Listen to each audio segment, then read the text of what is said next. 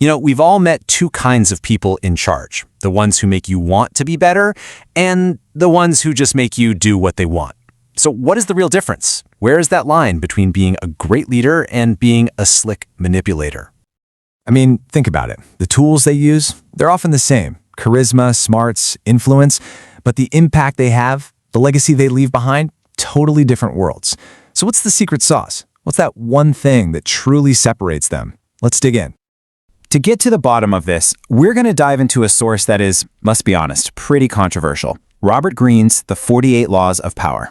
Now, our goal here is not to tell you this book is good or bad. We're just going to pull out some really potent ideas about leadership that are frankly worth understanding no matter what you plan to do with them.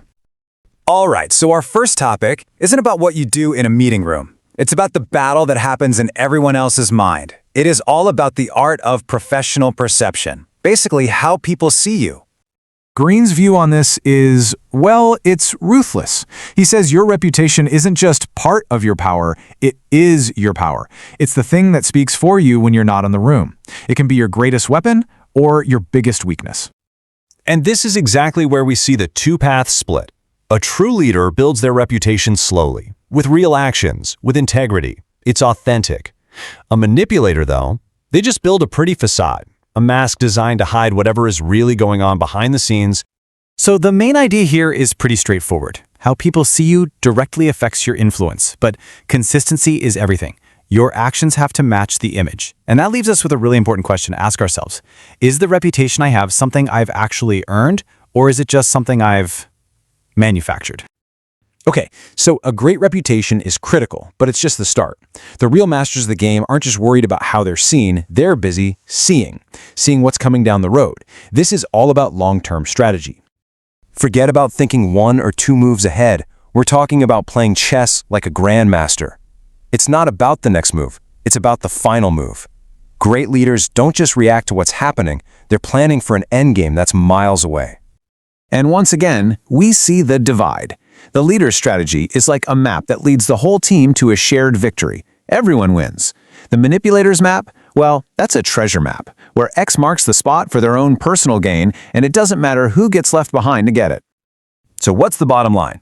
Not having a long-term plan is just asking for trouble. You become purely reactive. But just having a plan isn't enough. You have to ask the really hard question. Who does this plan actually serve? When all is said and done, is this a win for the team, or is it just a win for me? And this is where things get really tricky. It's one thing to talk about perception and strategy in theory, but out in the real world, where things are messy and the lines are blurred, how do you know which side you're on? And that question brings us right to the heart of it all, to the most fundamental aspect of power, how we influence other people. Are we inspiring them, or are we exploiting them? This might be one of the most jarring ideas in the whole book. It basically argues that trying to appeal to someone's sense of morality is a waste of time. It's much more effective to figure out what's in it for them. It's a very cold, pragmatic look at human nature. So what's the difference in practice? Well, a leader takes the time to understand your personal goals so they can help you align them with the team's goals. It creates genuine commitment. A manipulator learns your goals too, but only so they can use them like puppet strings to get you to do what they want. Here's the key takeaway.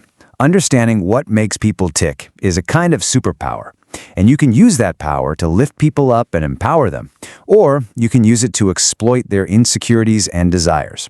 The second you start using someone's own self-interest against them, that's it. You've crossed the line.